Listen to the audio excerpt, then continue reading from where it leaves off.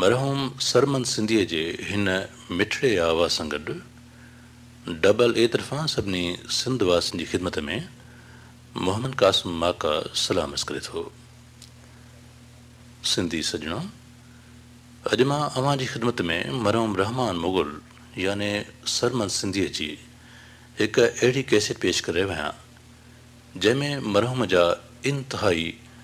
वजदानी कैफ़ियत ऐं पुरसोज़ आवाज़ में ॻायल कलाम शामिल आहिनि।